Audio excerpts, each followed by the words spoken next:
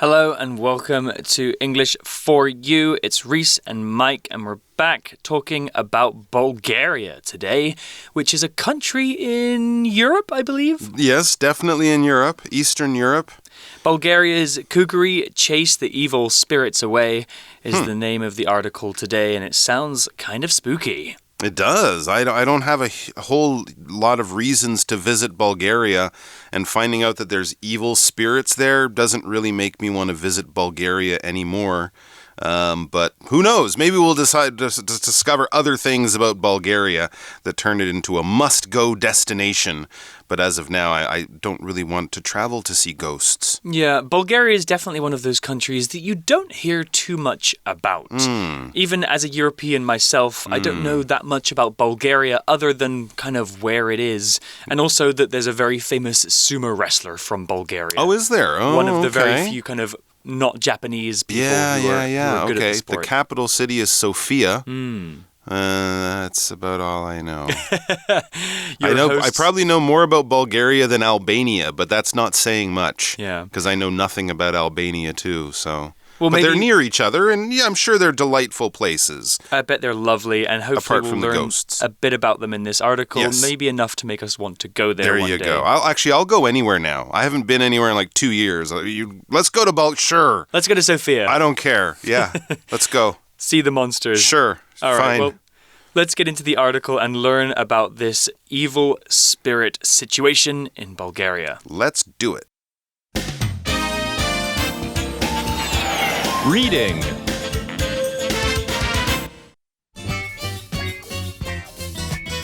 Bulgaria's Kukuri chase the evil spirits away. What is fun yet scary? Kukuri. Every winter in Bulgaria, Kukuri takes place all over the country. Kukuri is an old tradition designed to chase evil spirits away. Men and boys dress up in animal skins and hair and then put scary masks on their faces. They have huge bells tied around their waists. Kukuri monsters are very ugly and their bells are very noisy. It is believed that any real monster would run away. Every member of a Kukuri group must have their own costume. A costume is either made by its owner or given by a family member. Each costume has many bells, which are usually handed down from parents to their children. Kukuri dancers also wear belts, which are covered with bells around their waists. The bells can weigh up to 100 kilograms. It takes a lot of skill to dance with this giant weight around your waist. The masks are usually made out of wood and decorated. Originally, only men and boys performed Kukuri. In recent years, however, women and young girls have also participated. So the article begins with, what is fun yet scary? Kukuri, spelled Kukeri. Okay. Every winter in Bulgaria, Kukuri takes place all over the country. Kukuri is an old tradition designed to chase evil spirits away. So there's a grammar point to discuss here, which is using a participle phrase as reduced relative clause, which is noun plus verb ing or past participle. The article said Kukuri is an old tradition designed to chase evil spirits away. Another way of saying this is Kukuri is an old tradition that is designed to chase evil spirits away. So basically, a participle phrase is an adjective phrase that is headed by a participle. And participles are like present participles, which is verb with ing, or past participles, which are verbs that end in ed or en, etc. Here are some examples. The man who is sitting on the chair is my father could also be said as, the man sitting on the chair is my father. Or, many of the movies that are directed by Steven Spielberg have won awards. We could also say, many of the movies directed by Steven Spielberg have won awards. Well, let's talk about this verb phrase here, to chase something away. To chase something away means to make something that you don't want to be there go away. You force it to run away.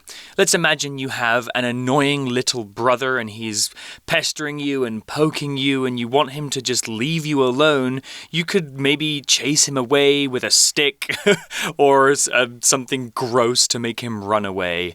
Maybe go and complain to your parents. In the article, it looks like we're trying to chase evil spirits away, which are basically ghosts or monsters or scary things that may or may not exist. Okay, I guess in kind of the same way that people here use firecrackers at Chinese New Year, right? To exactly. Chase away Nian, that evil monster. I guess we're lucky here. We only have to use our firecrackers to chase one evil spirit, Nian, to chase him away. There in Bulgaria, boy, they got a lot of evil spirits. And in fact, some of the men of this country will pretend to be these evil. What are they doing? It says men and boys dress up in animal skins and hair and then put scary masks on their faces. I think these people are trying to look like monsters and evil spirits. But this is actually something I've seen, I think in Germany or Switzerland maybe. They have another kind of similar tradition. These men will wear these kind of big scary monster costumes and, scare kids and stuff like that. It's all part of the culture and supposed to be good fun. I think it's good fun for the men, but not so much fun for the children. But also in other countries in Europe, they do this. And it says they have huge bells tied around their waists.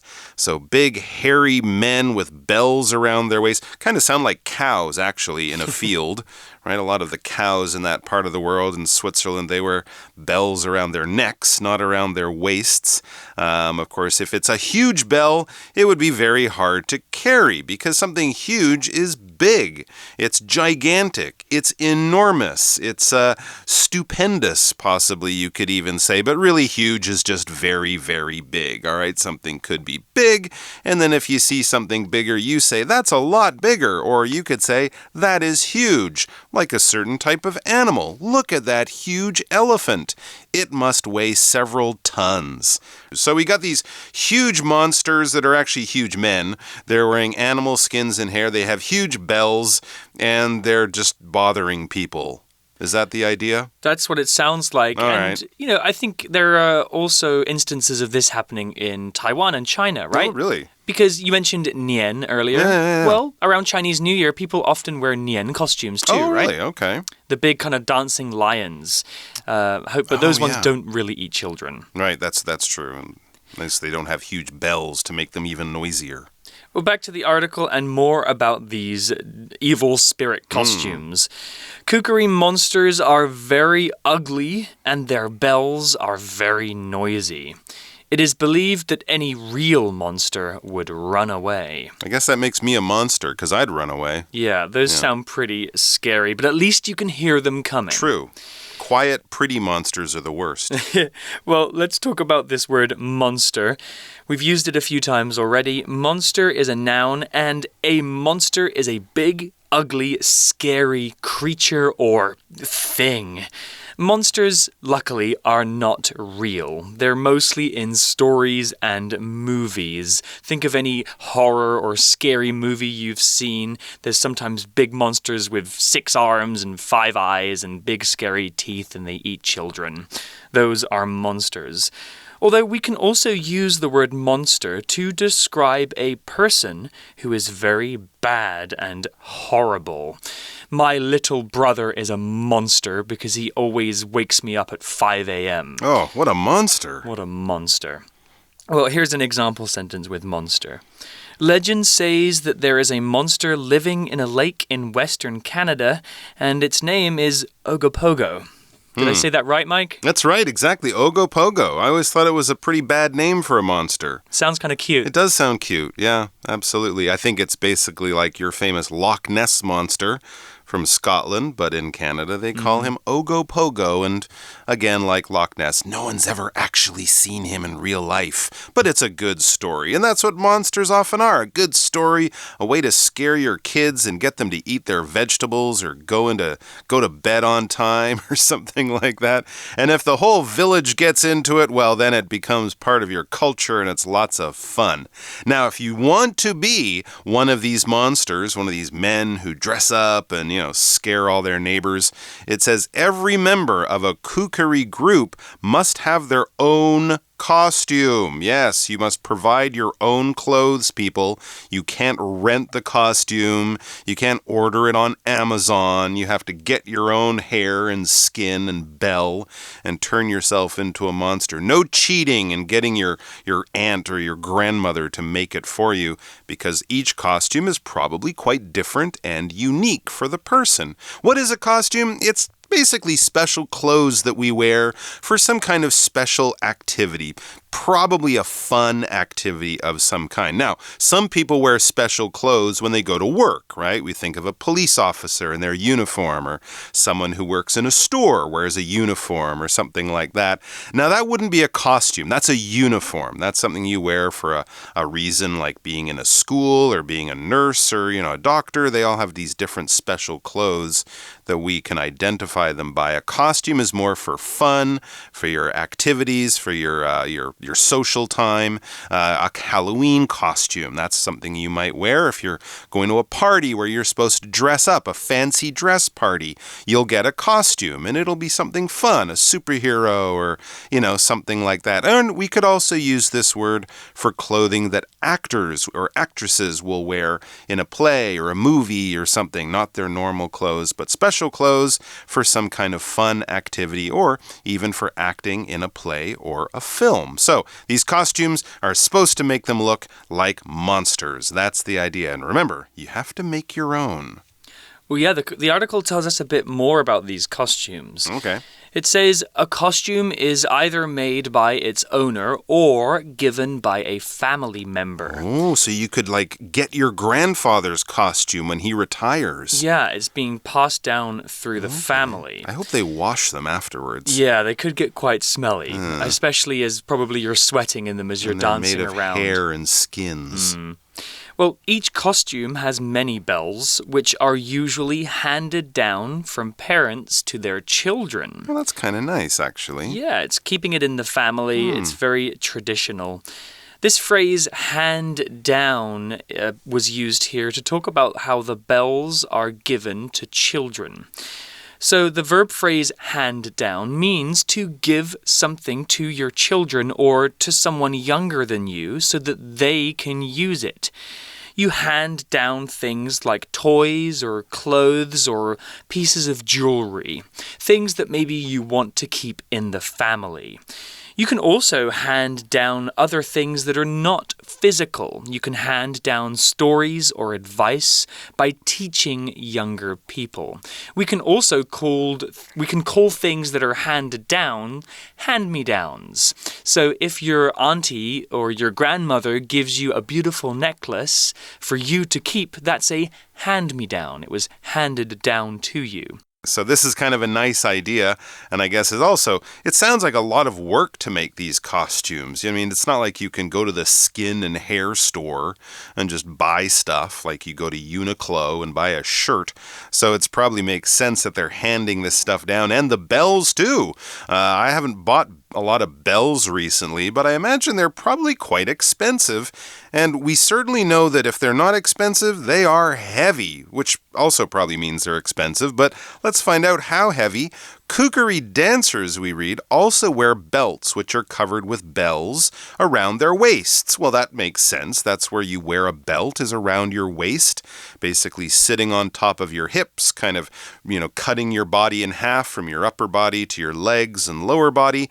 So you wear this belt. But most of our belts do not weigh as much as these ones do. Because of all the bells, it says, the bells can weigh up to 100 kilograms on a belt sitting around your waist.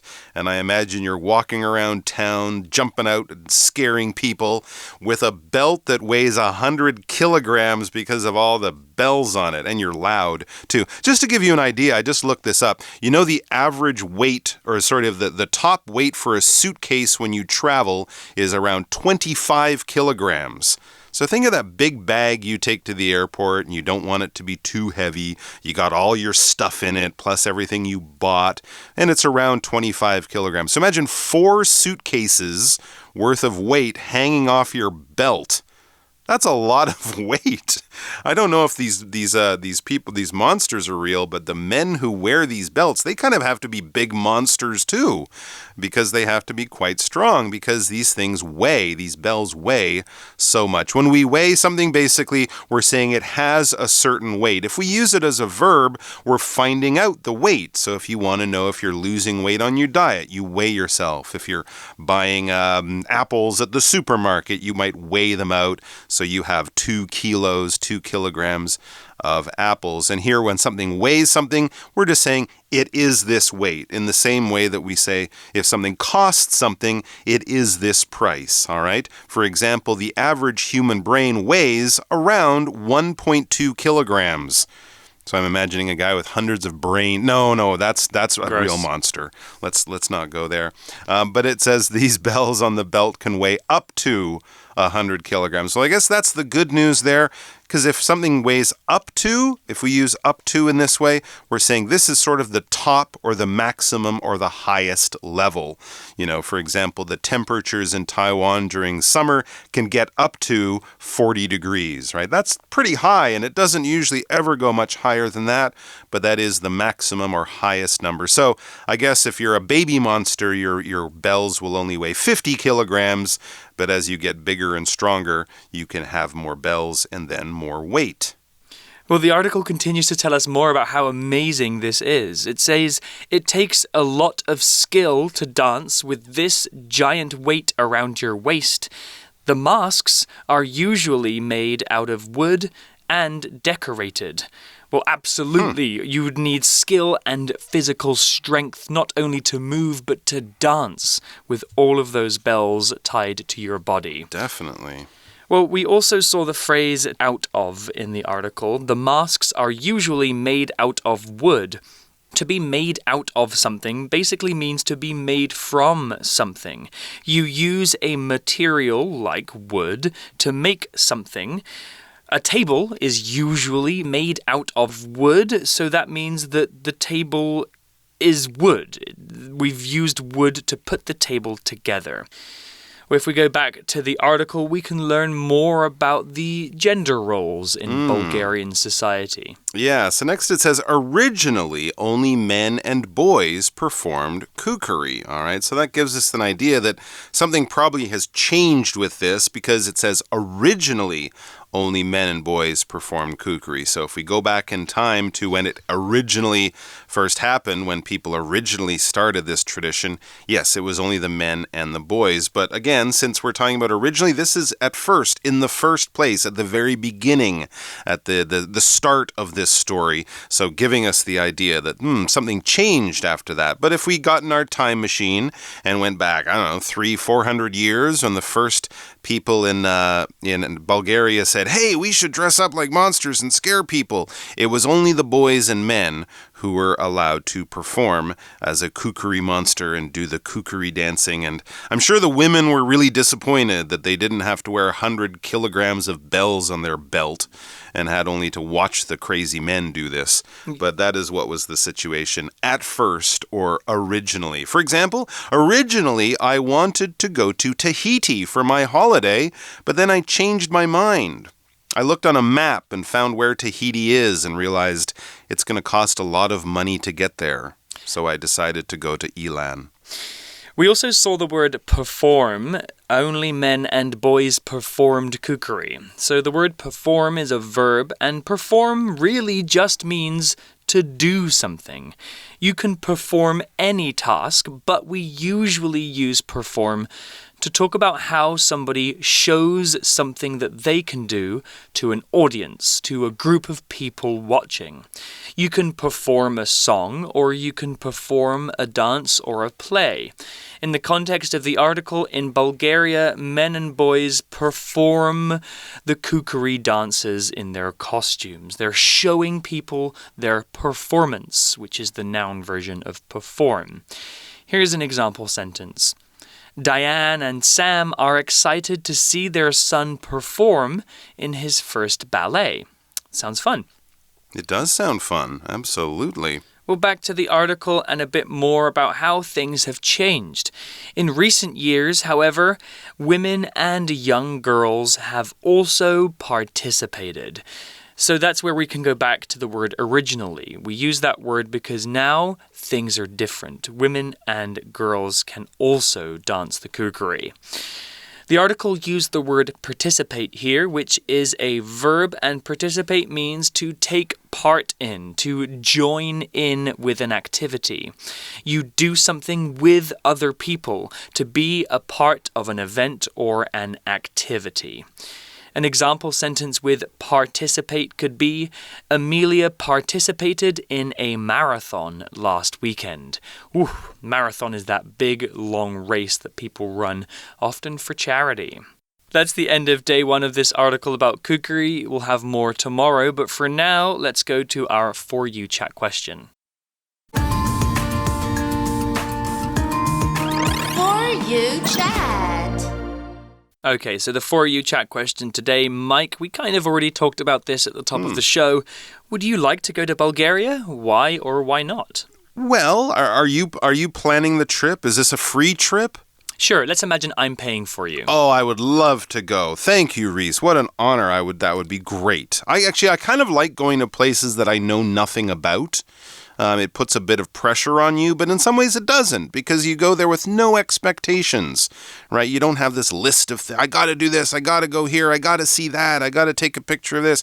Since I don't know much about it, I think it would be really interesting. And actually, just during the break, I looked up Bulgarian food, and they have some recipes, but I also discovered there's a Bulgarian restaurant here in Taipei. Ooh. So maybe before I go, I should go to the restaurant, try the food out, get a taste for the culture, talk about my kukuri costumes with the boss, and then maybe I'll decide that, yeah, this is a place I'd like to go. So yeah, why not? I think I would like to go everywhere in the world. Exactly. Well, maybe not North Korea. Maybe not North Korea, but Bulgaria sounds like it could be quite interesting. Sure. And I've heard that Sofia, the capital city, is very beautiful. I think it is, right? It's one of those places that almost looks like a fairy tale because so many buildings are so old. Yeah. Well, maybe you guys can think about this question and do some research on the internet about Bulgaria and what there is to see and do there. We already know about the kukuri. I'm sure there's so much more to Bulgaria to discover. Well, that's all we have for today. We'll see you tomorrow for day 2 about this chasing evil spirits away tradition. Vocabulary Review. Huge. My little sister has a huge toy bear. It's as big as she is. Monster. This is an old story about a terrible monster and the hero who fought it. Weigh. You can bring a bag that weighs 20 kilograms or less on this airplane. Originally.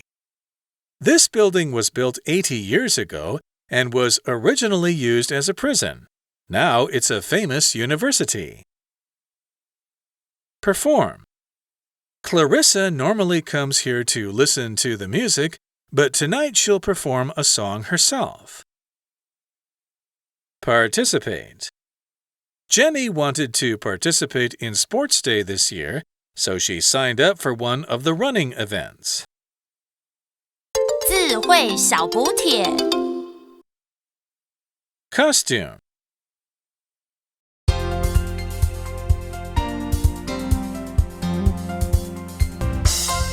以上节目是由活用空中美语制作，活用空中美语杂志，请洽询全国各大书店。如欲索取试听教材，请来电02-2364-4000 02-2364-4000。或上网查询，网址是 www.english4u.net www.english4u.net